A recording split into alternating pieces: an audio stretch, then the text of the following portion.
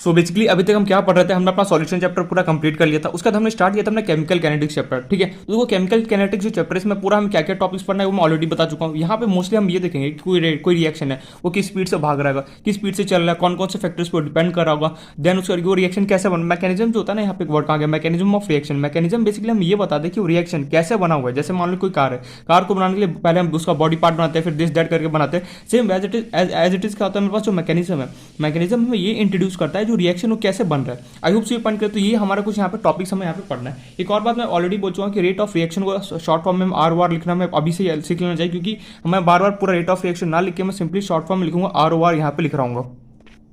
तो जो हमारा बेसिकली जो फर्स्ट टॉपिक है, तो स्टार्ट करते हैं फर्स्ट टॉपिक। जो हमारा फर्स्ट टॉपिक है इसमें उसका नाम है rate of reaction. Rate of reaction या फिर शॉर्ट फॉर्म में हम तो इसे क्या बोल सकते हैं, हमें आर ओ आर। देखो रेट मैं ऑलरेडी बोल चुका हूँ एक वर्ड, रेट मतलब होता है स्पीड। हमेशा देखना रेट कहीं पर भी लिखा हो ना कि rate of change this that, rate मतलब होता है भैया कितने स्पीड से चेंज हो रहा है। तो मैंने क्या लिखा था, बिल्कुल देखो रेट मतलब होता है स्पीड, कि जो रेट है उस वर्ड का सीधे सीधे मतलब कि क्या होना, चेंज होना। तो रेट ऑफ रिएक्शन क्या होगा, खुद से सोचो। चेंज इन कंसंट्रेशन ऑफ, इसका डेफिनेशन लिखते हैं पहले, change in concentration of, change in concentration of reaction, change in concentration of reactant and product with respect to time, with respect to with respect to time is called rate of reaction, is called R O R means rate of reaction. क्या लिख दिया भैया, ये मैं ये बोल रहा हूँ चेंज इन, पहले डेफिनेशन देखो क्या, change in concentration of reactant and product with respect to time is called rate of reaction. मतलब कि जो मेरे पास कोई भी रिएक्शन है, ठीक है, मान लो मेरे पास कोई भी रिएक्शन, उसका रिएक्टेंट क्या होता है। रिएक्टेंट हमेशा देखना जो लेफ्ट, जैसे मान लो ए प्लस बी मिलकर हमारे पास कोई सी बन रहा है, ठीक है। तो जो लेफ्ट वाला पार्ट होता है उसे हम बोलते हैं रिएक्टेंट, एंड जो राइट वाला जो हमारा पोर्शन होता है उसे हम कहते हैं प्रोडक्ट। मतलब कि जो फॉर्म होता है उसे हम बोलते हैं प्रोडक्ट। जैसे मान लो सी प्लस ओ टू को कंबाइन करोगे तो क्या मिलेगा हमें, CO2 मिलेगा नोटर। तो ये सी प्लस O2 वाला पार्ट ये क्या होगा, रिएक्टेंट वाला पार्ट होता है। एंड जो प्रोडक्ट फॉर्म होता है इसे हम बोलते हैं कि जो राइट साइड में जो पोर्शन होता है उसे हम क्या बोलते हैं, प्रोडक्ट बोलते हैं। तो देखो यहाँ पे रेट ऑफ रिएक्शन का सीधे सीधे यहाँ पे ये मतलब है, जो यहाँ चेंज इन कंसंट्रेशन, जो कंसंट्रेशन होगा, जो यहाँ पे रिएक्टेंट होगा उसका कंसंट्रेशन, और जो प्रोडक्ट होगा उसका कंसंट्रेशन का चेंज होना किसके साथ, विद रिस्पेक्ट टू टाइम के साथ, उसे ही हम क्या बोलते हैं, रेट ऑफ रिएक्शन बोला जाता है। क्या बोल दिया, क्या बोला यार, ये रेट ऑफ रेट तो ये समझ में आता है, स्पीड समझ में आता है, लेकिन यहाँ पे टू टाइम कैसे लेके गए भैया। टाइम मतलब देख, मेरे पास मान लो कोई रिएक्शन था, ठीक है, मान लो कि या सी प्लस O2 मान लो यहाँ पे 50 मोल था, बस एग्जांपल के लिए, और मान लो CO2 कंबाइन हो गया, फॉर्म हो गया, मान लो कि लेटर से ये 60 मोल का फॉर्म हो गया, ठीक है, होना नहीं चाहिए। अगर मान लो ये धीरे धीरे क्या होगा, इसका रेट ऑफ मीन्स इंक्रीज कर रहा होगा, फिर घटेगा, बढ़ रहा होगा, ये क्या होगा, घट रहा होगा फिर बढ़ रहा होगा, ये भी सेम एज इट इज घट रहा होगा फिर बढ़ रहा होगा। इसी को हम क्या बोलते हैं, रेट ऑफ रिएक्शन बोलते हैं। मतलब कि रिएक्टेंट और प्रोडक्ट का चेंज होना विथ रिस्पेक्ट टू किसके साथ, टाइम के साथ कितना वो चेंज हो रहा है, उसे हम क्या बोलते हैं, रेट ऑफ रिएक्शन बोलते हैं। एक और बार फिर से मैं यहाँ पे ये बोलना चाह रहा हूँ, कोई भी रिएक्शन है उसका कंसंट्रेशन चाहे वो घट रहा हो या फिर बढ़ रहा हो, हमें से कोई मतलब नहीं, बस हमें ये देखना है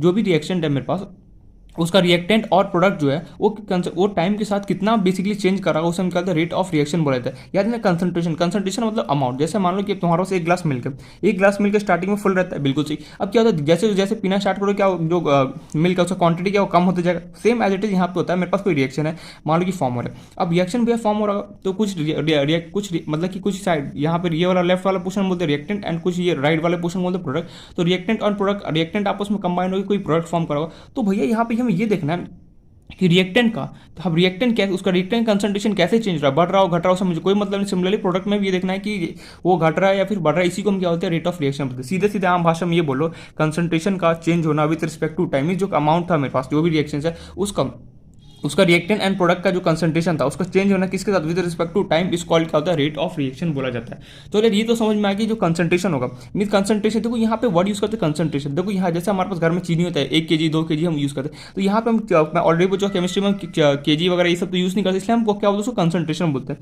याद रखिए मतलब कि जो भी मेरे पास रिएक्टेंट या फिर प्रोडक्ट होगा उसकी कंसंट्रेशन में चेंज होना विद रिस्पेक्ट टू क्या, टाइम के साथ, इस कॉल्ड रेट ऑफ रिएक्शन बोला जाता है। अच्छा ये तो समझ में आया कि रेट ऑफ रिएक्शन होता है क्या। अब ये रेट ऑफ रिएक्शन है वो बोलता है क्या कि मैं हर जगह अप्लाई नहीं हो सकता हूँ, यहाँ पे कुछ हमारे पास कंडीशन है, मीन्स कंडीशन बोला, फिर यहाँ पे तुम ये बोल सकते हो ड्रॉबैक। जो रेट ऑफ क्या हो गया कैमरा को, जो रेट ऑफ रिएक्शन है ना, मतलब कि कोई जगह अप्लाई नहीं होता, कहाँ कहाँ अप्लाई नहीं होता है। तो इसका क्या लिखो, कंक्लूजन लिखो, ड्रॉबैक लिखो, क्या लिखना चाहोगे, तो ड्रॉबैक लिख लो सबसे पहले। तो ड्रॉबैक ही सही वर्ड है, drawback of rate of reaction. Drawback of rate of reaction का मतलब क्या है कि हम वहाँ पे रेट ऑफ रिएक्शन नहीं फाइंड आउट कर सकते भैया कितने स्पीड से उसका कितने स्पीड से उसका रिएक्टेंट एंड प्रोडक्ट चेंज हो रहा है विद रिस्पेक्ट टू टाइम, हम नहीं निकाल पाएंगे। क्यों नहीं निकाल पाएंगे? देखो कौन कौन से ऐसे रिएक्शन जिसका हम नहीं निकाल सकते। तो पहला, जो बहुत बहुत फास्ट हो जाए, very fast reaction, very very fast reaction, जो बहुत फास्ट रिएक्शन होता है ना, वहाँ पे भी हम रेट ऑफ रिएक्शन नहीं निकाल सकते। जैसे मान लो जो F1 जो कार, मान लो कि एकदम जैसे बुलेट ट्रेन है, बुलेट स्विंग एकदम फटाफट पता भी नहीं चलेगा, हमारे पलकों से निकल जाता है, क्या हम उसको देख पाएंगे अच्छा कितने इसमें था दिस दैट। तो सेम एज इट इज होता है जो रिएक्शन जो बहुत बहुत ज़्यादा फास्ट बन रहा होता है ना, ऐसे रिएक्शन का भी हम वहाँ पे रेट ऑफ रिएक्शन नहीं फाइंड आउट कर सकते। याद रखना पॉइंट, मैंने क्या बोला, ऐसा रिएक्शन जो बहुत ज़्यादा फास्ट हो उसका भी हम रेट ऑफ रिएक्शन नहीं फाइंड आउट कर सकते। एग्जाम्पल बोल सकता है जितने भी आयोनिक रिएक्शन होते हैं, जैसे NaCl, एग्जाम्पल के तौर पर लिख सकते हो ऑल आयोनिक रिएक्शन, जितने भी आयोनिक रिएक्शंस होते हैं ना, मीन्स सॉल्यूशन में आकर टूट जाते हैं, ऐसे सारे रिएक्शन बहुत फास्ट, जैसे तुमने देखना कि सॉल्ट को लेना और पानी में देखना, एक पल को 1 मिनट के अंदर क्या होता है, पूरा एकदम डिजॉल्व हो जाता है वाटर के अंदर। ऐसे रिएक्शन क्या होता है, बहुत बहुत फास्ट रिएक्शन, तो उसका हम रेट ऑफ रिएक्शन नहीं निकाल सकते कि भैया कितने स्पीड से इसका कंसंट्रेशन चेंज होगा विथ रिस्पेक्ट टू टाइम, हम नहीं निकाल, ठीक है, नहीं निकाल सकते। तो जितने भी आयनिक रिएक्शंस होते हैं उनका हम बेसिकली रेट ऑफ रिएक्शन नहीं निकाल सकते। फॉर इसमें जैसे आयनिक रिएक्शन में एग्जाम्पल ले लो, NaCl है, NaCl प्लस मान लो कि AgNO3 कंबाइन हो रहा होगा। अरे इस बस बता रहा हूँ, बस तुम्हें पता होना चाहिए कि कोई कुछ एग्जांपल्स बस देख लो, जैसे जितने भी आयनिक एग्जांपल अगर मैं लेने चाहिए तो बहुत ज़्यादा यहाँ पे एक एग्जांपल देख लो काफ़ी है। अगर ये प्रोडक्ट क्या फॉर्म में AgCl बनाएगा, एंड दूसरा क्या बना रहा होगा, बेसिकली NaNO3 बना रहा होगा, NaNO3 बना रहा होगा। तो यहाँ पे देखा गया जो रेट ऑफ रिएक्शन बहुत कम, 10⁻³ 10⁻, मतलब पलक झपकते क्या होता है, फटाफट रिएक्शन फॉर्म हो जाते हैं। ऐसे रिएक्शन को भी ऐसे रिएक्शन का बेसिकली हम रेट ऑफ रिएक्शन नहीं निकाल सकते। मतलब कि जितने भी मेरे पास बहुत फास्ट रिएक्शन हो रहे होते हैं, उसमें भी कौन से जितने भी आयनिक रिएक्शन है उनका हम रेट ऑफ रिएक्शन नहीं निकाल सकते। तो यहाँ पे मैं लिख भी देता हूँ, rate of reaction can not be determined, can not be find, या फिर डिटरमाइंड, जो मन कर लिख सकते हो, डिटरमाइंड।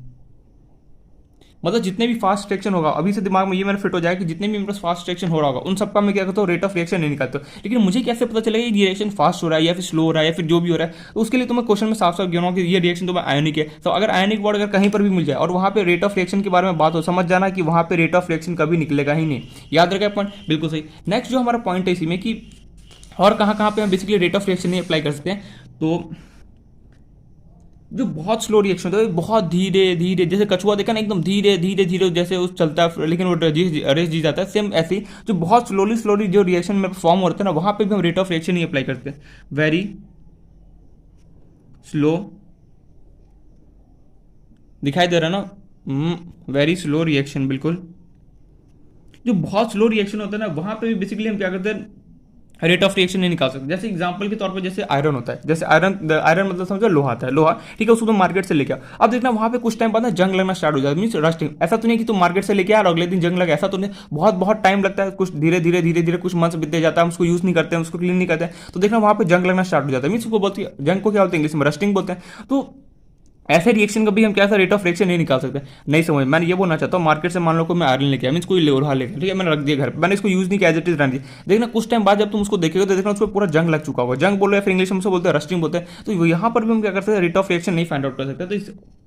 तो जितने भी स्लो रिएक्शन है, मीन्स बहुत धीरे धीरे जो फॉर्म होता है, वहाँ हर एक जगह क्या होता है, उसका हम rate of reaction find out नहीं कर पाएंगे। एग्जाम्पल के तौर पर देखो, जैसे एग्जाम्पल रस्टिंग ऑफ आयरन, जो रस्टिंग ऑफ आयरन होता है बहुत टाइम लगता है। ऐसा तो नहीं भैया तुम मार्केट से मान लो तुमने कुछ ले गया और तुरंत क्या हो गया, जंग लगना स्टार्ट हो गया, बिल्कुल नहीं, कुछ टाइम लगता है ना। तो ऐसे रिएक्शन क्या होते हैं, बहुत स्लो होता है। तो ऐसे रिएक्शन का भी हम rate of reaction find out नहीं कर सकते। तो एग्जाम्पल के तौर पर हो गया रस्टिंग ऑफ आयरन, और रस्टिंग ऑफ आयरन क्या 2 मिनट के अंदर हो जाता है, बिल्कुल नहीं, बहुत ज़्यादा टाइम लगता है। It takes years to complete, मतलब ईयर्स भी लग जाता है, कई बार कुछ मंथ्स भी लग जाता है कि रस्ट होने के लिए काफ़ी ज़्यादा टाइम लग जाता है। तो ये एक एग्जांपल था वेरी स्लो रिएक्शन का। तो यहाँ पर भी मैं लिख सकता हूँ rate of reaction is practically, means practically तो हम बिल्कुल नहीं निकाल सकते भैया, तुम लैब वगैरह में लेके चले जाओ तो हायर लेवल में चले जाओ तो अलग बात है। Rate of reaction is practically not determined, ठीक है। अब यार देखो ये बात अब तुम क्यों निकालो, कॉमन सेंस से भी सोचो। जो बहुत स्लो रिएक्शन हो रहा है उसका तुम रेट ऑफ रिएक्शन निकाले क्या करोगे, कोई काम ही का नहीं है। सिमिलरली जो बहुत फास्ट रिएक्शन हो रहा है उसका तुम रेट ऑफ रिएक्शन निकाले करोगे, कुछ किसी काम का ही नहीं है। जो बहुत पलक झपकते रिएक्शन हो जाता है उसको मैं करूंगा क्या, लेके हम कुछ नहीं कर सकते। सेम और जो बहुत स्लो रिएक्शन होता है उसका भी मैं यहाँ पे रेट ऑफ रिएक्शन नहीं निकाल सकता। अब मन में सवाल आएगा नहीं यार, ना तो मैं फास्ट का निकाल सकता हूँ ना मैं स्लो का निकाल सकता हूँ, तो निकालू किसका रेट ऑफ रिएक्शन। मैंने बोला देख जो बीच वाला मीन्स मॉडरेट, ना ज्यादा फास्ट ना ज्यादा स्लो, हम उसका निकालेंगे रेट ऑफ रिएक्शन। क्या मैं यहाँ पे ये बोलना चाह रहा हूँ, हम रेट ऑफ रिएक्शन किसका निकालेंगे, जो ज़्यादा ना तो फास्ट होगा जो ना तो ज़्यादा स्लो होगा, जो बीच वाला होगा जो मॉडरेट होगा, उसका हम बेसिकली क्या करेंगे, रेट ऑफ रिएक्शन हमें पूरे चैप्टर में निकालना है। तो थर्ड जो है हमारे पास वो है moderate reaction. Very slow reaction rate लगाना मैं भूल गया, यहाँ पे लिख लेना वेरी स्लो रिएक्शन रेट। पिछले वाले में भी लिखना वेरी फास्ट रिएक्शन रेट, लिखना रेट वर्ड यूज़ कर लेना यहाँ पे, very fast reaction rate attach कर लेना, मैं भूल गया था। तो हो गया मॉडरेट रिएक्शन रेट। अब हम बेसिकली क्या देखेंगे, जितने भी मॉडरेट मेरे पास रिएक्शन होते हैं, सबसे पहले दिमाग में ये फिट कर लो कि जितने भी मॉडरेट होगा, मॉडरेट होने का मतलब है ना तो ज़्यादा फास्ट ना ज़्यादा स्लो, एकदम बीच में जो चल रहा होता है ना, वो बोलते हैं ना कि ना तो ज़्यादा फास्ट चलो ना ज़्यादा एकदम स्लो चलो, एकदम मीडियम स्पीड में चलानी चाहिए हमें बाइक। ऐसा बोला जाता है कि 40 किलोमीटर पर आवर की स्पीड में जाना नहीं चाहिए, ऐसा बस डॉक्यूमेंट में ऐसा लिखा बस बता रहा हूँ। तो सिमिलरली जो भी मेरे पास मॉडरेट रिएक्शन होगा उन सबका बेसिकली क्या होगा, रेट ऑफ रिएक्शन को हम फाइंड आउट करेंगे। इस पूरे चैप्टर में हम यही देखेंगे कि मॉडरेट मेरे पास जितने भी रिएक्शन है उन सबका कैसे रेट ऑफ रिएक्शन निकाला जाता है, कैसे वो सब, इसके बारे में पूरा स्टडी यहाँ पे करना है। तो लिख लूँगा रेट ऑफ रिएक्शन इज, मैं शॉर्ट फॉर्म में लिखूंगा, मैंने ऑलरेडी बोल चुका, मैं आर वार लिखूंगा, बार बार मैं पूरा नहीं लिखने वाला कि रेट ऑफ रिएक्शन, मैं शॉर्टकट में घुमाऊंगा आर वार। Rate of reaction is determined for moderate reaction. जो मॉडरेट रिएक्शन होता है ना उन सबका बेसिकली तुम रेट ऑफ रिएक्शन निकाल सकते हो। अब मन में मेरे सवाल में क्या है, जो मैं पढ़ा तो मेरे मन में क्वेश्चन है, मैं ये कैसे पता चलूँ कि बहुत फास्ट रिएक्शन है या फिर बहुत स्लो रिएक्शन है या फिर मॉडरेट रिएक्शन है। देख इसका सिंपल सा क्वेश्चन में अगर मेरे पास गिवन होगा, अगर बहुत फास्ट रिएक्शन होगा तो साफ साफ क्वेश्चन में गिवन होगा, अगर बहुत स्लो रिएक्शन होगा तो भी तुम्हें साफ साफ गिवन होगा कि this reaction is very slow. And जो मॉडरेट रिएक्शन होगा ना उस वहाँ पे कोई चर्चा ही नहीं करेंगे। मॉडरेट रिएक्शन अगर कहीं पर भी रेट ऑफ रिएक्शन के बारे में डिस्कस कर रहे हो तो कॉमन सेंस से दिमाग में ये सोच लेना कि वहाँ पे कौन से रिएक्शन के बारे में बात करेंगे, मॉडरेट रिएक्शन के बारे में बात करेंगे। क्या बोला मैं यहाँ पे ये बोलना चाह रहा हूँ कि जहाँ पर भी क्वेश्चन में ना स्लो गिवन हो ना फास्ट गिवन हो तो समझ जाना, और रेट ऑफ रिएक्शन के बारे में डिस्कस हो रहा है तो समझ जाना वहाँ पे जो रिएक्शन हो रहा हो ले रहेंगे ये लोग, कैसे रिएक्शन लेंगे, मॉडरेट रिएक्शन को ये लोग लेके सॉल्व करेंगे। अच्छा ये बात तो समझ में आ गया, कहीं पर कुछ भी ना गिवन हो तो अगर, लेकिन अगर वहाँ पर रेट ऑफ रिएक्शन के बारे में डिस्कस कर रहे होंगे तो मैं कौन सा रिएक्शन समझूंगा, मॉडरेट रिएक्शन के बारे में समझ रहा हूँ। ठीक है। अच्छा एक बात बता, इसका कोई एग्जाम्पल दे सकते, सबका एग्जाम्पल जैसे स्लो में दिया रस्टिंग ऑफ आयरन दिया था, फिर जैसे वेरी फास्ट मैनिक दिया था, इसका कोई एग्जाम्पल दे सकते। मैंने बोला ये ले एमोनिया का फॉर्म होना N2 ले लें प्लस 3H2 को कंबाइन कर दो, क्या बनता है तुम्हारे पास, एमोनिया बनता है 2NH3। ये क्या होता है एमोनिया, ये क्या है हमारा मॉडरेट। बहुत सारे ऐसे तो बहुत सारे एग्जांपल आने वाले नो डाउट, बट हमें पता होना चाहिए मॉडरेट रिएक्शन रेट के।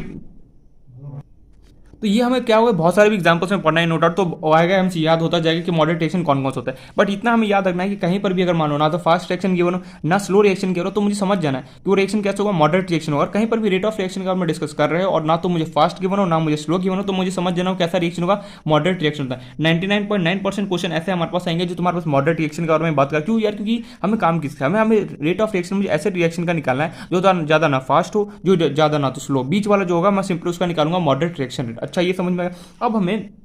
अब कैसे निकालते हैं रिएक्शन रेट ये भी हमें देखना है, लेकिन उससे पहले जो हमारे पास रेट ऑफ रिएक्शन है उसको दो पार्ट में क्लासिफाई किया गया।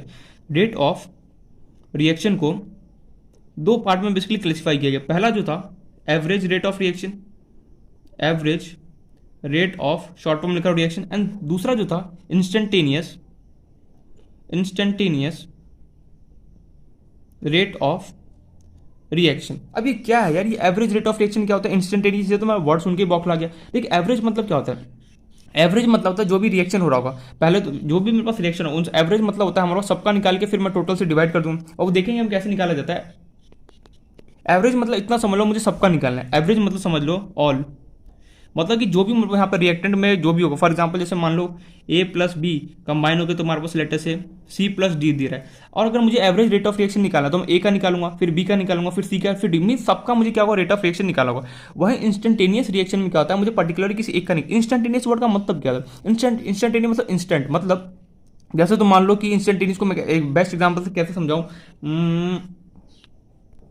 जैसे मान लो कि हमारे पास कोई, मान लो कि जैसे कोई बाइक चल रहा है, ठीक है, वो स्टार्टिंग में क्या इनिशियल स्पीड क्या रहता है 10, फिर क्या होता है 20, फिर ऐसे स्लोली बढ़ता जाता है, फिर घटता जाता है। किसी हम मान लो किसी, जैसे मान लो किसी पर्टिकुलर टाइम पे बोला कि देखो बाइक का स्पीड क्या है, तुमने देखा 20 किलोमीटर पर आवर से चल रहा है, वो क्या होगा इंस्टेंटेनियस स्पीड होगी।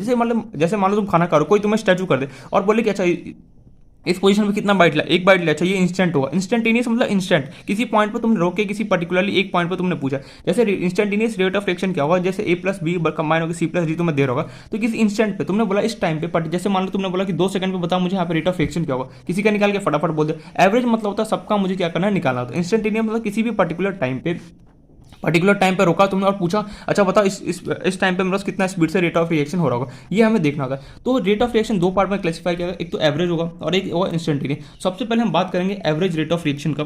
Average rate of reaction find out करेंगे, कैसे निकाला जाता है। Average rate of reaction find out, फिर हम चलेंगे इंस्टेंटेनियस पे। कुछ नहीं, एकदम सिंपल सा है। देखो यहाँ पे ना तुम्हें यहाँ पे इसका कोई थ्योरी वगैरह नहीं है कि मैं थ्योरी लिखा दूं और काम चले, यहाँ पे तुम्हें समझना पड़ेगा पूरा। यहाँ पे टोटली एकदम माइंड को यहाँ पे शार्प करके, एकदम जहाँ पर भी माइंड इधर उधर घूम रहा है उसको शांत करके यहाँ पे सीधे लेके आना, क्योंकि ये वाला जो टॉपिक है, ये जो रेट ऑफ रिएक्शन कैसे फाइंड आउट करता है, इसका कोई थ्योरी नहीं है, कोई फॉर्मुला नहीं कि मैं शॉर्टकट में अच्छा बता दूं, बुक वाले फॉर्म में रटोगे, भूलोगे एग्जाम में प्रॉब्लम सॉल्विंग वाली। जो मैं बता रहा हूँ बेस्ट मेथड, एकदम आराम से समझो, बस समझते चलो। अब कैसे निकाला जाता है भैया रेट ऑफ रिएक्शन, मुझे ये बताओ। जैसे मान लो तुम्हारे पास कोई रिएक्शन है, मैं एग्जाम्पल के तौर पर ले रहा हूँ, एग्जाम्पल से ही मैं समझाऊंगा कैसे निकालते। जैसे मान लो तुम्हारे पास कोई रिएक्शन है, ए प्लस बी मिलकर तुम्हें दे रहा है क्या, सी दे रहा है। चलो 2a ले लेते हैं, 2a प्लस चलो 3b मिलकर तुम्हें 4c दे रहा है, ठीक है। बस इतना समझ लो, कुछ है ऐसा कोई रिएक्शन तुम्हें गिवन है, ए बी क्या है हमारे पास, उससे कोई लेना देना नहीं। अगर मान लो अब तुम्हें किसी ने बोला इसका एवरेज रेट ऑफ रिएक्शन बताओ कितना होगा, तो एवरेज रेट ऑफ रिएक्शन कैसे निकाले। एवरेज वर्ड दिमाग में सुनते ही मुझे इतना स्ट्राइक करेगा कि जितने भी है मुझे सबका क्या होगा, रेट ऑफ रिएक्शन निकालना पड़ेगा। क्या बोला एवरेज वर्ड सुनते ही मेरे दिमाग में एक चीज़ तो हमेशा स्ट्राइक करेगा कि मुझे जितने भी यहाँ पर रिएक्टेंट है सबका मैं निकालूंगा, जितने भी प्रोडक्ट है मुझे सबका क्या होगा, रेट ऑफ रिएक्शन निकालना पड़ेगा। अच्छा एक बात तो क्लियर हो गई। अब कैसे निकालेंगे रेट ऑफ रिएक्शन, तो देखना ध्यान से, लिखो यहाँ पे साइड में average rate of reaction is equal to क्या होता है, फॉर्मूला देखना ध्यान से, माइनस फॉर्मूला तो नहीं बता, देख तो समझते, माइनस लिखा तुमने, 1 लिखो, 1 लिखा। अब देखो यहाँ पे क्या लिखना है, मल्टी 1, देखो 1 लिखना, 1 कंपलसरी है, माइनस लगाया 1 लिखा। माइनस क्यों लगाया मैं सब कुछ बताऊंगा, रिएक्टेंट साइड में हमेशा माइनस लगा, पहले लिखना सीखो, थोड़ा सा इंपॉर्टेंट है। अगर ये समझ में आना तो समझो केमिकल कैनेटिक्स तुम्हारा बेस मौजूद होगी। कैसे लिखते हैं, एवरेज रेट ऑफ रिएक्शन -1 लिखा। अब क्या करो, जो ए है उसका चेंज इन कंसंट्रेशन, चेंज अगर मुझे मैंने ऑलरेडी बता दूंगा, अगर कभी भी डेल्टा वर्ड लगाओ, डेल्टा वर्ड मतलब क्या होता है, चेंज। याद करो डेल्टा वर्ड मैंने बताया था, ये जो सिंबल अगर कभी भी लगा इसका मतलब चेंज, फाइनल माइनस इनिशियल। तो यहाँ पे लिखूंगा मैं डेल्टा ए और ब्रैकेट को क्लोज कर दो, डिवाइड बाय जो ए के बगल में कोफिशिएंट है कितना है 2, सिंपली कर दो, इक्वल्स टू माइनस लगाओ 1 लिखो, बी का चेंज इन कंसंट्रेशन लिखो डेल्टा बी, ब्रैकेट क्लोज करो, डिवाइड बाय इसका कोफिशिएंट कितना है 3 कर दिया, इक्वल्स टू। अब प्रोडक्ट की बारी, प्रोडक्ट में कभी भी मैं माइनस नहीं लगाऊंगा। प्रोडक्ट में क्या लगाऊंगा, मैं कभी भी माइनस नहीं लगाऊंगा। क्या बोला इसने, प्रोडक्ट में कभी भी माइनस नहीं लगाऊंगा, उसमें हमेशा प्लस लगाऊंगा। प्लस लिखो, 1 लिखा same as it is, C का चेंज इन कंसंट्रेशन लिखो delta C, bracket close, divide by इसका क्वेश्चन कितना है 4, लिख दिया, सिंपल है सिंपल। अब तुम्हें सिंपली क्या करना है, सबके नीचे डेल्टा टी कर दो, delta T delta T delta T. Rate of reaction होता क्या है, change of concentration of reactant and product with respect to time, इसलिए हमने डेल्टा टी से सबके नीचे डिवाइड किया। जो ए का कंसंट्रेशन चेंज हो रहा विद रिस्पेक्ट टू टाइम हो रहा, इसलिए हमें डेल्टा टी तो डिवाइड करना ही पड़ेगा, सिंपल। आ गया तुम्हारे पास एवरेज रेट ऑफ रिएक्शन, खत्म। मैंने बोला बिल्कुल यार इसमें था क्या यार, इसमें तो कुछ था ही नहीं। मैंने बोला बिल्कुल इसमें कुछ है ही नहीं हमारे पास, एक बार फिर से रिपीट कर सकता, मैंने बोला बिल्कुल सब कुछ रिपीट कर सकता हूँ। देखो ध्यान से, नेगेटिव क्यों लगा सब कुछ मैं बता रहा हूँ। एवरेज रेट ऑफ रिएक्शन निकालने का सिंपल सा फॉर्मूला है, जितने भी रिएक्टेंट होंगे सब में माइनस लगेगा। क्या बोला इससे, माइनस लगेगा जितने भी रिएक्टेंट हो, क्यों, क्योंकि रिएक्टेंट हमेशा घटता है और जो प्रोडक्ट होता है वो हमेशा बढ़ रहा होता है। देखो मैं एक बार फिर से रिपीट कर रहा हूँ, अगर मुझे कभी भी एवरेज रेट ऑफ रिएक्शन निकालना है, मैं सिंपली क्या करूँगा, माइनस लगाऊंगा, जितने भी रिएक्टेंट्स ऐड होगा हर सबके नीचे मुझे माइनस लगाना, माइनस लगा 1 लिखो, मल्टीप्लाई बाय जो भी ए है उसका कंसंट्रेशन, डेल्टा यहाँ पे क्या इंडिकेट कर रहा है, डेल्टा ए मुझे इंडिकेट कर रहा है चेंज इन कंसंट्रेशन ऑफ, अरे यहाँ पे डेल्टा नहीं, अगर मान लो यहाँ पे NO2 होता तो मैं यहाँ पे NO2 लिखता, जो भी ये कंपाउंड होता है वहाँ पे मैं उसका नाम लिखता सिंपली, उसका मुझे यहाँ पे चेंज इन कंसंट्रेशन लिखना है। चेंज इन कंसंट्रेशन को हम इंडिकेट कर रहे हैं, डेल्टा टी बत क्या हमें बता रहा है, change in time, change in time को हम इंडिकेट करें। सिमिलरली डेल्टा बी में क्या होता है, बी का change in concentration divide by क्या होगा, डेल्टा टी क्या होता है उसके कितने with respect to time. Similarly delta C क्या होता है, change in concentration of C with respect to time. तो देखो हमें करना क्या है, अगर कभी भी मुझे एवरेज रेट ऑफ रिएक्शन अगर मुझे कभी भी निकालना है तो सिंपली माइनस लगाऊंगा। रिएक्टेंट के साइड हमेशा मुझे माइनस लगाना है। इक्वल्स टू का सिंबल याद रखना, इक्वल्स टू का सिंबल प्रोडक्ट इक्वल्स टू का हमेशा सबके साथ क्या होगा, इक्वल्स टू का सिंबल लगा। कैसे लिखोगे, माइनस माइनस लगाया, जितने भी रिएक्टेंट साइड होंगे सबके पास माइनस लगाओ, माइनस लगाया 1 लिखो। चेंज इन कंसंट्रेशन ऑफ ए जो भी होगा उसका कंसंट्रेशन डिवाइड में क्या करोगे, जो ए के पास कोफिशिएंट है, कोफिशिएंट क्या होता है हम 2, ए का जो ए है उसके बगल में कोफिशिएंट कितना है 2 लिख दिया, मल्टीप्लाई कर दो डेल्टा टी से, डेल्टा टी के वो चेंज इन टाइम। यार कैसे ही तूने कर क्या दिया, देख याद कर, जो रेट ऑफ रिएक्शन का डेफिनेशन था क्या था, change in concentration of reactant और product with respect to time. देखो चेंज मैंने ए का कंसंट्रेशन विद रिस्पेक्ट टू 2 से टाइम के साथ क्या हो रहा है, चेंज हो रहा है। सिमिलरली देखो बी के पास जाओ, बी क्या है, मुझे एवरेज रेट ऑफ रिएक्शन लिखना है, कैसे लिखूँ, -1 माइनस लिखा, उसके बगल में 1 लगाओ। बी का जो चेंज हुआ कंसंट्रेशन लिखा डेल्टा बी, डिवाइड में क्या करूँगा, जो उसके बगल में कोफिशिएंट है क्या 3 लिखा, multiply by delta T. Similarly product के केस में हमें माइनस नहीं लगाना होता है, प्रोडक्ट के केस में हमेशा क्या होता है, मुझे प्लस लगा के खेलना पड़ता है। कैसे, देखो प्लस लगाओ, प्लस लगाया, अगर मान लो यहाँ पे कुछ और भी होता तो मैं इक्वल लग के उसका भी नाम लिखता, वो +1 लगा, उसका देखो सी का चेंज इन कंसंट्रेशन क्या डेल्टा सी डिवाइड बाय ए, सी का क्वेश्चन कितना है 4, मल्टीप्लाई कर दो डेल्टा टी के साथ। क्वेश्चन में तुम्हें देखना साफ साफ ऐसे गिवन होगा, ए का चेंज इन कंसंट्रेशन 0.8 है, 0.6 है, उसके अकॉर्डिंग हमें यहाँ पे लिखना होता है। बट फिलहाल इतना समझो कि एवरेज रेट ऑफ रिएक्शन अगर कभी भी मुझे लिखना होता है तो कैसे लिखूंगा, सबके जितने भी रिएक्टेंट होंगे सबके बगल में माइनस लगाऊंगा। बिल्कुल ये बात मुझे समझ में आ गया। माइनस लगाने के बाद मुझे क्या करना है, जो ए होगा उसका मुझे यहाँ पे चेंज इन कंसंट्रेशन डिवाइड पे क्या करूँगा, जो भी उसके बगल में कोफिशिएंट है वो लिखूंगा, मल्टीप्लाई क्या करूँगा टाइम के साथ करूँगा। तो ऐसे हमें क्या करना है, सबके ऐसे हमें क्या करना होता है, एवरेज रेट ऑफ रिएक्शन निकालना होता है। यार पढ़ नहीं पड़ा, मैंने बोला अभी पढ़ेगा, देख अभी जितने मैं ढेर सारे एग्जाम्पल दूंगा तो यूँ दिमाग में तुरंत फटाफट स्ट्राइक करना स्टार्ट करे। कैसे, अभी तो ये एक तरीके से स्टार्ट है, जितने एग्जाम्पल करोगे ना उतना ज़्यादा अच्छा होगा। देखो इसके बुक वाले ने फॉर्मुला देते, मैं फॉर्मुला से बहुत दूर भागता हूँ, क्यों यहाँ पे जहाँ पे जरूरत होगा वहाँ पे मैं बोलता हूँ कि इसको मगअप करने का, जो इसको रट्टा मारने का यहाँ पे करो, तो वहाँ पे मैं नो डाउट बोलूँगा। लेकिन यहाँ पे अगर तुम समझ लोगे ना तो कोई भी रिएक्शन हो, कैसा भी रिएक्शन, तुम फटाफट उसका एवरेज रेट ऑफ रिएक्शन लिख लोगे। नेक्स्ट एग्जाम्पल मैं चाहता हूँ, इस एग्जाम्पल को तुम खुद से ट्राई करो, एक बार अटेम्प्ट तो करो, भले गलत ही होगा ना, और क्या होगा।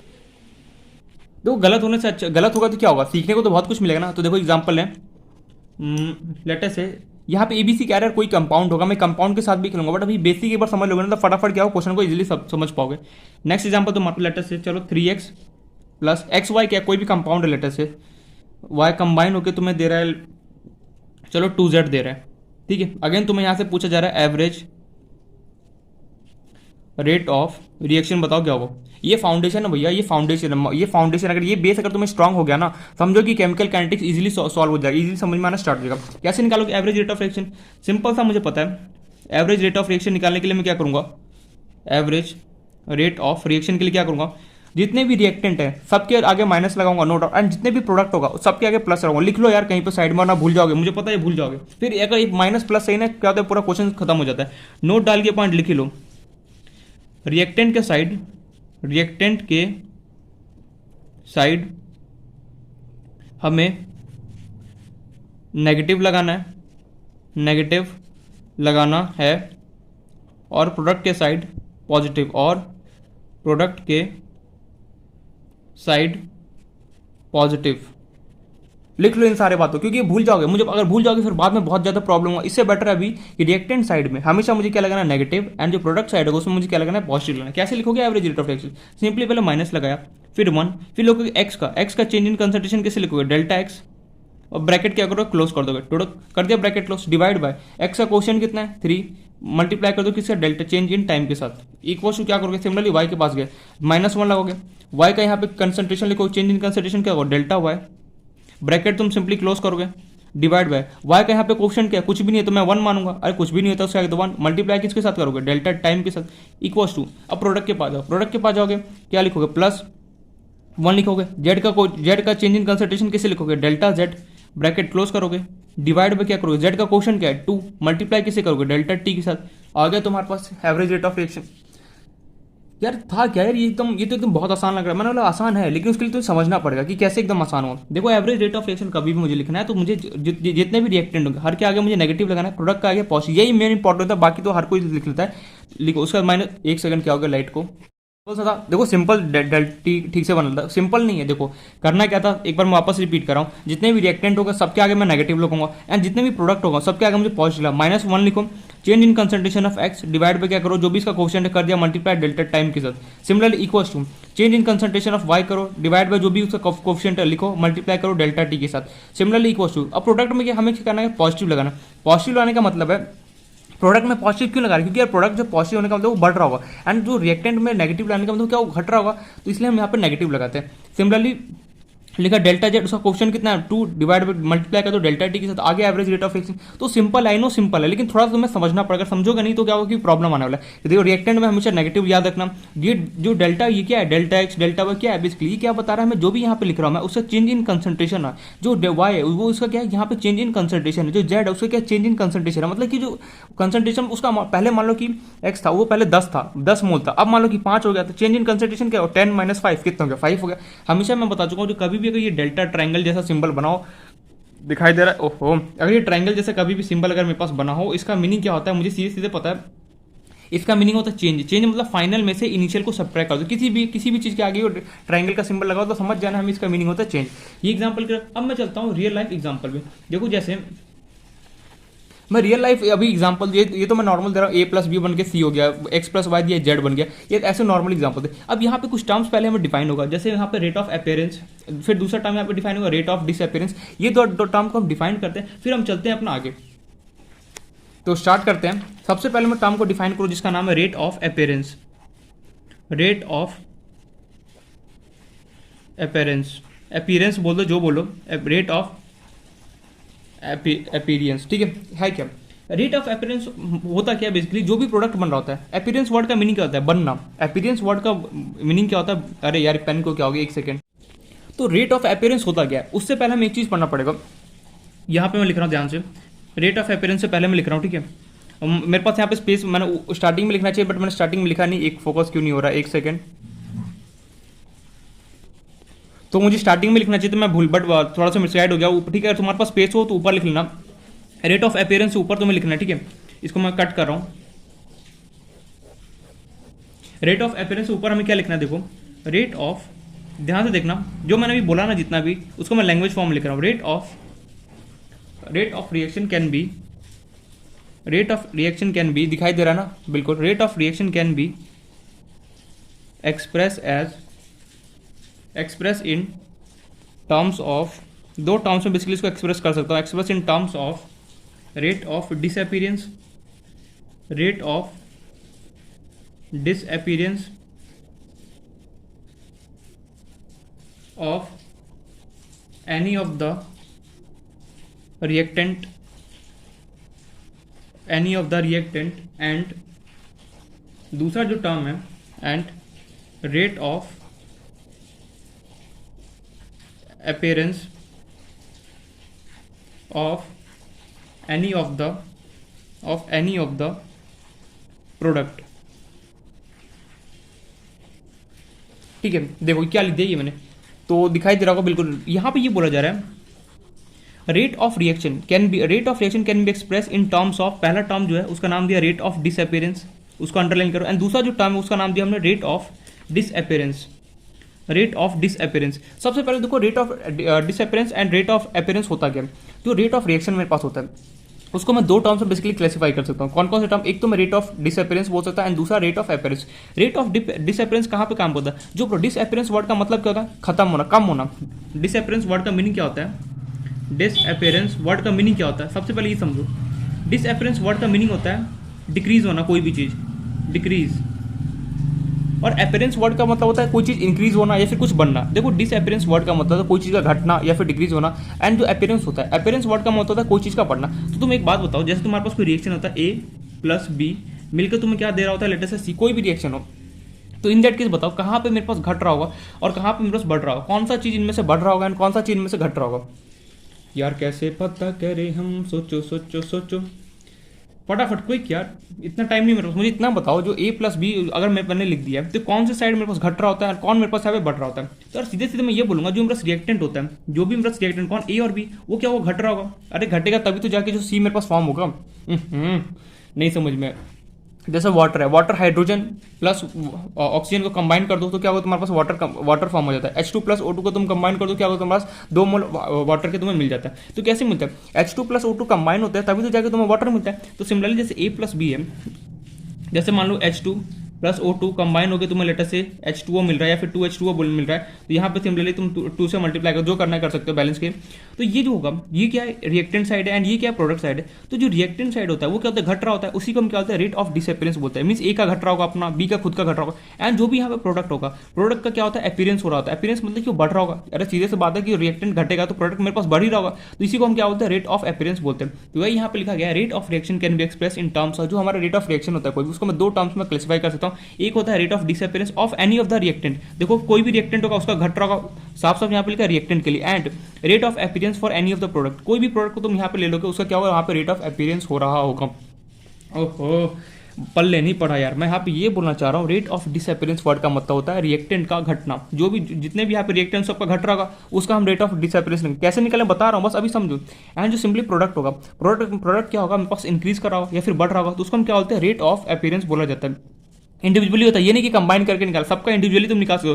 तुम ए का चाहो तो ए का रेट ऑफ डिसअपीयरेंस निकाल सकते हो, बी का चाहो तो बी का रेट ऑफ डिसअपीयरेंस निकाल सकते हो, सी का तुम क्या निकाला होगा, रेट ऑफ अपीयरेंस निकाला होगा। क्यों, क्योंकि जितने भी प्रोडक्ट साइड पे होगा, प्रोडक्ट का क्या होता है, हमारे पास अपीयरेंस होता है, मींस बढ़ना। एंड जो डिसअपीयरेंस कहाँ पे होता है, रिएक्टेंट साइड में होता है। बस इतना याद रख लो प्लीज, डिसअपीयरेंस वर्ड का मतलब होता है रिएक्टेंट साइड में घटना, एंड जो अपीयरेंस होता है, अपीयरेंस का मतलब होता है प्रोडक्ट साइड में बढ़ना। बस यही होता है हमारे पास rate of disappearance and rate of appearance. कैसे निकाला जाता है वो हम यहाँ पे सीखना है। आई होप ये समझ में आ गया होगा। अब देखते हैं कि कैसे इसको फाइंड आउट किया जाता है।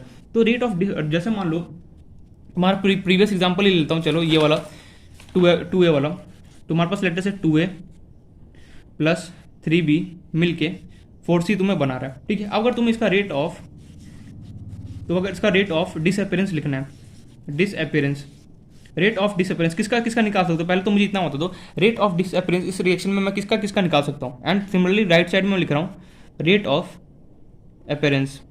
मेरा क्वेश्चन तुमसे ये, अगर तुम्हें समझ में आया तो तुम अभी मुझे बता दोगे। मैं यहाँ पे ये पूछना चाहता हूँ, डिसअपीयरेंस में किसका किसका निकाल सकता हूँ इन तीनों में से, and rate of appearance, appearance में इन तीनों में से किसका निकाल सकता हूँ। सोचो सोचो सोचो, क्या क्वेश्चन है, क्या बोला क्या बोला, 1 मिनट, बस 1 मिनट के लिए सोचो ध्यान से। मैं यहाँ पे ये पूछ रहा हूँ, मैं इन तीनों में से 2A प्लस 3B कंबाइन होकर 4C बन रहा है, इनमें से मैं किसका यहाँ पे डिसअपीयरेंस निकालूंगा एंड किसका यहाँ पे मैं अपीयरेंस निकालूंगा। यार कैसे पता चलेगा, अब ये मुझे पढ़ के और साफ साफ तेरे यहाँ पे लिखा भी हुआ है कुछ, देख ध्यान से, अगर इसको पढ़ोगे तो बस इन दोनों टर्म को देखो यहाँ पे। तो जितने भी रिएक्टेंट होते हैं, रिएक्टेंट का तो डिसअपीयरेंस निकला, मीन्स मैं ए और बी का मैं डिसअपीयरेंस निकाल सकता हूँ। सिमिलरली प्रोडक्ट में बेचारा एक ही है तो मैं क्या होगा, अपीयरेंस में किसका निकाल सकता हूँ, प्रोडक्ट का निकाल सकता हूँ। As simple as that. मतलब कि यार जो भी रिएक्टेंट साइड होगा उसका मैं डिसअपीयरेंस निकालूंगा, बिल्कुल सही। एंड जो भी मेरे पास रिएक्टेंट साइड होगा मैं उसको क्या निकालूंगा, अपीयरेंस निकाल रहा हूँ। तो हमेशा याद रखना, अगर कभी भी कोई बोलेगा यार अच्छा बता रेट ऑफ डिसअपीयरेंस किसका निकालोगे, तो क्या बोलोगे, रिएक्टेंट का। प्लीज याद रखना, ये वर्ड बहुत कंफ्यूजन होता है। रेट ऑफ डायरेक्ट डिसअपीयरेंस, बस इतना देखो दिमाग में फिट करो, डिसअपीयरेंस किसका हो रहा होगा, यार रिएक्टेंट का ही तो होगा जिससे वो कम हो रहा होगा। एंड अपीयरेंस किसका होगा, प्रोडक्ट में जो होगा उसका मेरे पास अपीयरेंस हो रहा होगा। तो हम रेट ऑफ डिसअपीयरेंस किसका निकाल सकते हैं, जो भी मेरे पास यहाँ पे रिएक्टेंट में होगा। एंड मैं अपीयरेंस किसका निकालूंगा, जो भी मेरे पास प्रोडक्ट में होगा मैं उसका क्या होगा, अपीयरेंस में यहाँ पे निकालूंगा। तो यार ये बात तो सुनना, अब कैसे निकालेंगे, अब कैसे निकाल, लेट से तुम्हें ए का निकालना रेट ऑफ डिसअपीयरेंस, तो रेट ऑफ, पहले मैं ए का बताता हूँ फिर मैं बी का बताऊंगा, रेट ऑफ डिसअपीयरेंस ऑफ, ठीक है स्पेलिंग देख लें जो भी, ऑफ ए। कैसे निकालोगे, कुछ नहीं करना, एकदम सिंपल सा इसका फॉर्मूला है। क्या करो, कुछ मत करो, देखो सिंपली ए का निकालना है, डेल्टा लिखो, change in concentration of A divide पे क्या करोगे, change in with respect to time, और यहाँ पे मॉड लगा दो, खत्म कहानी, आ गया तुम्हारे पास रेट ऑफ डिसअपीयरेंस ऑफ ए। पता नहीं पेन बहुत लाइट चल रहा है यार, या फिर क्या हो रहा है इसको, आई होप सो। देखो एक तो लाइट भी पता नहीं गया हुआ कितने टाइम हो गया, तो ठीक है थोड़ा सा कम पावर कम होगा। तो ये कैसे लिखते हैं, प्रोडक्ट में एक बार वापस से लिख देता हूँ। देखो कभी भी अगर मुझे रेट ऑफ डिसअपीयरेंस किसका भी निकालना है, सिंपली उसका लिखूंगा change in concentration divide by क्या करूंगा, चेंज इन टाइम, बस खत्म। और ये मॉड का सिंबल क्या है, ये सिंबल किसका होता है, मॉड का होता है। याद करो मैथ्स में हमने कई बार इसको डिस्कस किया था। ये सिंबल क्या होता है, मॉड। मॉड का सिंबल क्या होता है, ये इसके अंदर तुम नेगेटिव डालो, याद करो अगर तुम इसके अंदर नेगेटिव भी डालते हो तो भी आंसर तुम्हें क्या देगा, पॉजिटिव देता है। मॉड का बेसिकली मीनिंग क्या होता है, तुम इसके अंदर नेगेटिव डालो पॉजिटिव डालो, हमेशा आंसर क्या मिलेगा, मुझे पॉजिटिव मिलता है। आई होप ये बात बताओगा। मॉडुलस का सिंबल, ये जो सिंबल इसको तुम मॉडुलस का सिंबल बोल सकते हो, फिर मॉड बोलो, इसके अंदर तुम नेगेटिव डालो, अगर तुम -2 भी डालोगे ना वो क्या देगा तुम्हें, 2 देने वाला है। क्यों, क्योंकि मॉडुलस के बाहर, मॉडुलस के अंदर नेगेटिव दो पॉजिटिव सबको खा जाता है, तो आंसर सिंपली क्या देगा, हमेशा पॉजिटिव दे रहा होता है। ये बात हमें अच्छे से पता होना चाहिए। क्या बोला एक बार फिर से रिपीट, मैं यहाँ पे ये बोल रहा हूँ, मॉडुलस के सिंबल का मीनिंग होता है, यहाँ पे मॉडुलस का अगर यहाँ पे नेगेटिव आ रहा होगा तो भी तुम्हें आंसर क्या मिलेगा, पॉजिटिव मिल रहा है, दैट्स इट। अगर सिमिलरली तुम्हें बी का, अगर तुम्हें रेट ऑफ डिसअपीयरेंस लिखना है तो कैसे लिखोगे, rate of disappearance of B, ठीक है, क्या स्पेलिंग देख लेना जो भी होगा, कैसे लिखोगे, change in concentration of B divide by change with respect to time, change in time, modulus, खत्म कहानी। मॉडुलस सिंबल लगाने का मतलब क्या है? मॉडुलस सिंबल लगाने का यहाँ पे ये मीनिंग है कि इसके अंदर नेगेटिव है या फिर पॉजिटिव है, हमेशा आंसर क्या मुझे देना है, पॉजिटिव देना है, खत्म। तो रेट ऑफ डिसअपेरेंस निकल के, कई बुक वाले ऐसे लिखते हैं decrease in concentration of A divide by जो भी होगा उसका डिक्रीज इन, अरे भाड़ में गया वो, हमें उससे कोई मतलब ही नहीं, हमें बस इतना देखना है कभी भी रेट ऑफ डिसअपेरेंस मुझे निकालना है, जिसका भी निकालना है, किसका निकालो, रिएक्टेंट का। सिंपली क्या करूँगा, चेंज इन कंसंट्रेशन ऑफ ए, जिसका भी वो निकाला, डिवाइड में क्या करूँगा, चेंज इन टाइम, और क्या लगाऊंगा, मॉडुलस का सिंबल लगा दूंगा। कई बुक वाले मॉडुलस का सिंबल नहीं देते, बट मैं सजेस्ट करूँगा कि मॉडुलस का सिंबल में लगाना चाहिए, इसके अंदर नेगेटिव हो या फिर पॉजिटिव है, हमें उससे कोई फर्क नहीं पड़ता, हमेशा आंसर क्या होगा, पॉजिटिव आना चाहिए। सिमिलरली रेट ऑफ अपीयरेंस निकालना क्या होगा, तो रेट ऑफ, अगर अपीयरेंस निकाला है, अपीयरेंस किसका निकाल सकते हो, रेट, सिंपल सी बात है, प्रोडक्ट का ही निकालूंगा। रेट ऑफ अपीयरेंस अगर मुझे निकालना है, देखो ये बेसिक, अगर बेसिक अगर फाउंडेशन अगर स्ट्रॉन्ग होगा ना, कोई भी क्वेश्चन केमिकल कैंडिडेट्स के फटाफट तुम उड़ाते हवा में उड़ाओ, क्यों, उसके अंदर कुछ रहेगा नहीं। Similar rate of disappearance, rate of appearance, ये इसी पे खेलता रहेगा और कुछ नहीं है, और निकालना आता है तो फटाफट हो गया, नहीं निकालना तो बस वहीं पर उलझ जाता है बच्चा, करूँ क्या तो करूँ क्या। तो रेट ऑफ अपीयरेंस किसका निकालो, तुम सी का निकालो, कैसे निकलेगा, कुछ मत करो, सिंपल सा भाई, जो यहाँ पे फंडा अप्लाई करना सेम यहाँ पे फंडा में अप्लाई करना है, क्या, change in concentration of C divide by change in time, modulus का सिंबल, खत्म कहानी। आ गया मेरे पास, आ गया हमारे पास रेट ऑफ अपीयरेंस किसका, सी का। बुक वाले क्या लिखते पता है, increase in concentration of C divide by change in time, blah blah blah, उतना हमें कोई नहीं जाना, अरे सीधे सी बात लिखना है, अपीयरेंस लिखना है, अपीयरेंस का मतलब अपीयरेंस किसका होगा, प्रोडक्ट का मैं निकालूंगा, कैसे निकलो, जो जिसका भी मुझे निकालना है उसका change in concentration divide by क्या करूँगा, चेंज इन टाइम कर दूंगा और मॉडुलस का सिंबल लगा दूंगा। मॉडुलस का सिंबल लगाने का ये मतलब है इसके अंदर आंसर नेगेटिव है या फिर पॉजिटिव है, हमेशा मुझे आंसर क्या लेना है, पॉजिटिव को देना होता है। तो ये बेसिकली कुछ दो टर्म्स है हमें जो पता होना चाहिए, rate of disappearance and rate of appearance. अगर कोई मान लो कि किताबी वाला पूछ ले, वैसे बोर्ड तो कैंसिल हो चुका है, अगर कोई पूछ ले, अगर मान लो कोई किताबी कीड़ा है जो पूछ ले कि रेट ऑफ डिसअपीयरेंस होता क्या, तुम क्या बोलोगे, डिक्रीज इन कंसंट्रेशन ऑफ, जिसका भी तुम कर रहे हो, अगर कोई तुमसे पूछे डिफाइन कर रेट ऑफ डिसअपीयरेंस, तो क्या लिखोगे, चेंज डिक्रीज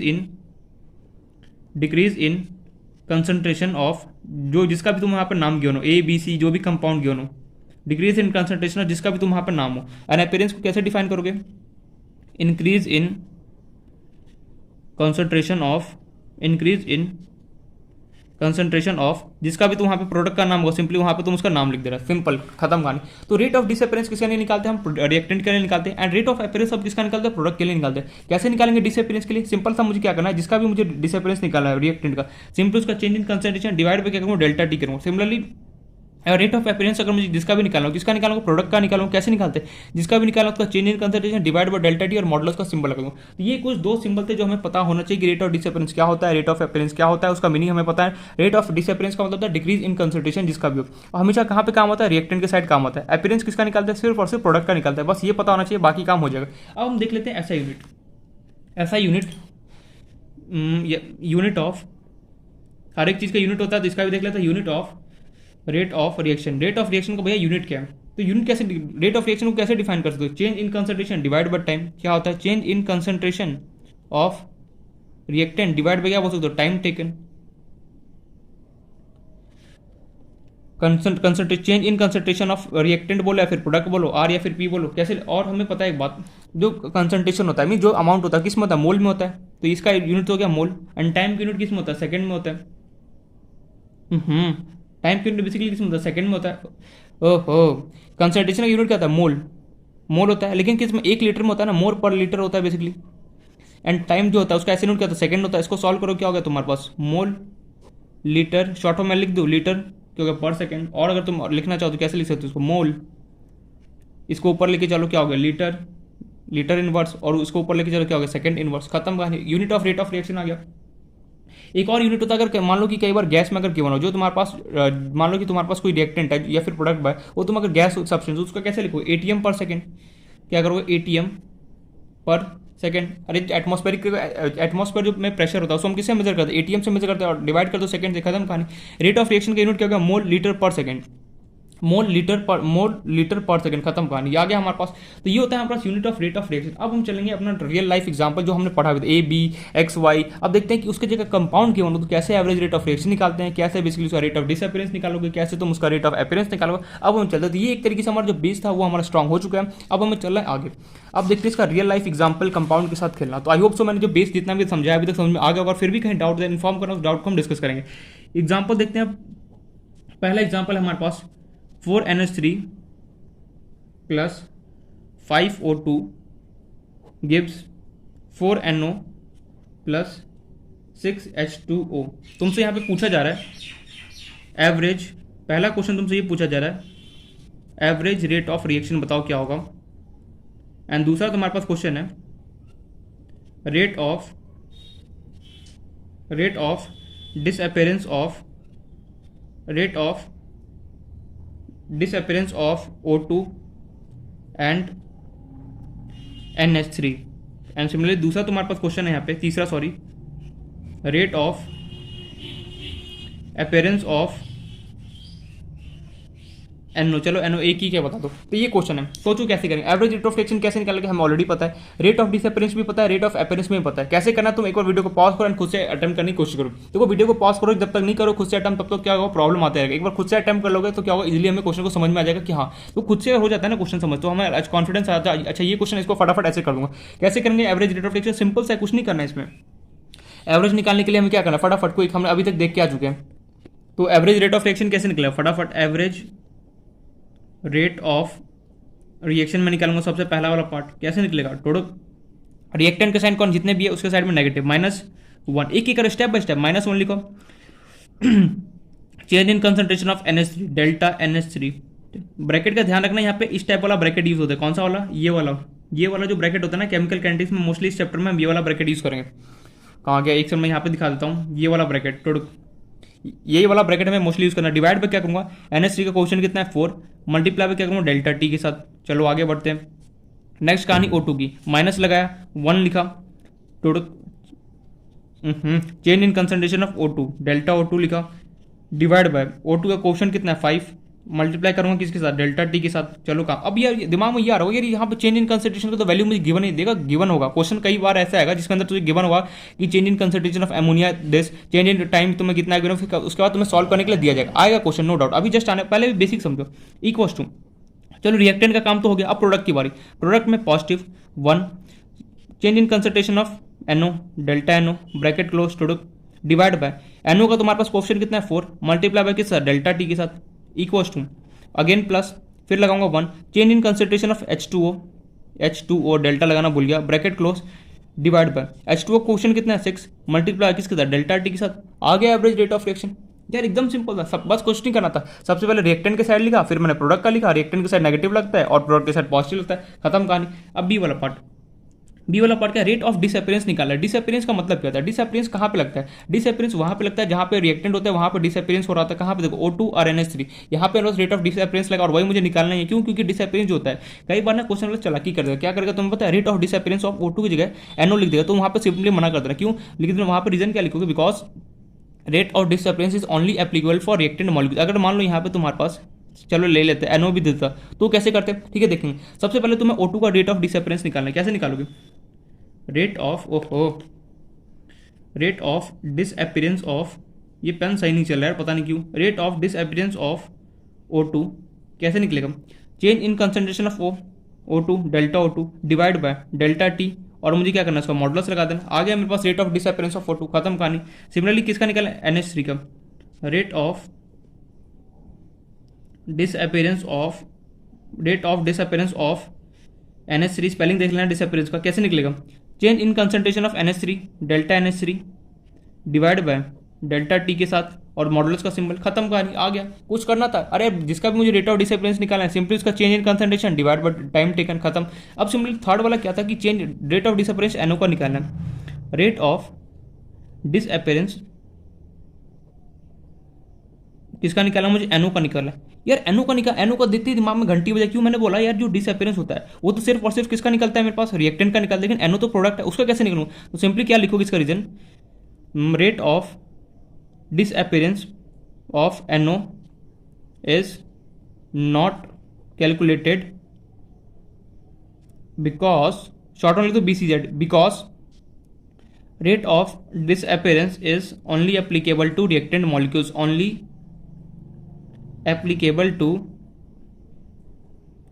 रिएक्टेंट मॉलिक्यूल, सिर्फ और सिर्फ रिएक्टेंट मॉलिक्यूल का ही तुम रेट ऑफ डिसअपेरेंस निकाल सकते हो। ऐसा नहीं हो जाए कि तुम प्रोडक्ट का रेट ऑफ डिसअपेरेंस निकालोगे, नहीं, प्रोडक्ट के लिए तुम क्या निकालोगे, रेट ऑफ अपेरेंस निकालोगे, रिएक्टेंट के लिए क्या निकालोगे, रेट ऑफ डिसअपेरेंस निकालेंगे। चलो ये समझ में आ गया। रेट ऑफ अपीयरेंस निकालना मुझे एनओ का, कैसे निकालोगे? सबसे पहले अगर अपीयरेंस का जिसका भी तुम्हें निकालने के लिए बोले, तुम सिंपली एक बार चेक करना क्या वो रिएक्टेंट है या फिर प्रोडक्ट है। एनओ क्या है? प्रोडक्ट है, बिल्कुल इजीली निकाल सकता हूँ। हमेशा याद रखना अपीयरेंस जो होता है वो किसका निकलता है? प्रोडक्ट का निकलता है। डिसअपीयरेंस होता है वो किसका निकलता है? रिएक्टेंट का निकल रहा होता है। ये पॉइंट हमें क्लियर है? बिल्कुल। तो अब निकालते हैं हम रेट ऑफ, शॉर्ट फॉर्म लिखता हूँ, रेट ऑफ अपीयरेंस ऑफ किसका मुझे निकालना है? एनओ का। क्या होगा? Change in concentration of NO divide by क्या होगा? डेल्टा टी और मॉडुलस का सिंबल। खत्म कहानी। आ गया मेरे पास रेट ऑफ, ये एनओ, एनओ नहीं है, NO NO, rate of appearance आ गया हमारे पास। तो इस तरीके से बेसिकली रेट ऑफ अपीयरेंस कैसे निकालते हैं वो हम देखा, रेट ऑफ डिसअपीयरेंस कैसे निकालते हैं, एवरेज रेट ऑफ रिएक्शन कैसे हमें फाइंड आउट किया है, ये सब कुछ एकदम आसान सा सिंपल सा, बस हमें बेसिक फाउंडेशन अगर पता है तो फटाफट हम कैलकुलेट कर सकते हैं। Next question. नेक्स्ट मैं आप चाहता हूँ कि मैं पूरा लैंग्वेज वाला, मैं ये इस टाइप का क्वेश्चन नहीं दूंगा कि तुम्हें कंपाउंड दूंगा और पूछूंगा अच्छा ये बता एवरेज रेट ऑफ रिएक्शन क्या होगा, रेट ऑफ डिसअपीयरेंस क्या होगा, रेट ऑफ अपीयरेंस क्या होगा, तो तुम फटाफट कैलकुलेट कर लोगे, बिल्कुल इजीली कैलकुलेट कर सकते। अब चलते हैं नेक्स्ट एग्जांपल की तरफ। अब ना मैं क्वेश्चन टाइप का दूंगा, मैं ये कंपाउंड नहीं दूंगा, मैं क्वेश्चन दूंगा जिसके अंदर बताऊंगा साफ साफ लिखा हो कि रेट ऑफ अपीयरेंस इतना तुम्हारे पास, इतना चेंज इन कंसंट्रेशन, फिर जाके तुम्हें क्वेश्चन को सॉल्व करना है। कैसे सॉल्व करते हैं वो हम देखते हैं। तो फर्स्ट क्वेश्चन है इसमें, फर्स्ट क्वेश्चन N2 प्लस, चलो लिख देता हूं, N2 plus 3H2 gives 2NH3 during the formation of ammonia, during the formation of ammonia 2 moles of N2 disappear in 1 minute।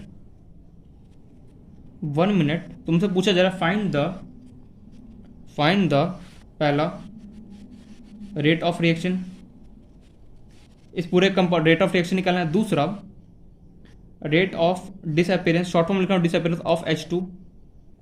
Third, या फिर थर्ड लिख दो जो है, rate of appearance of NH3।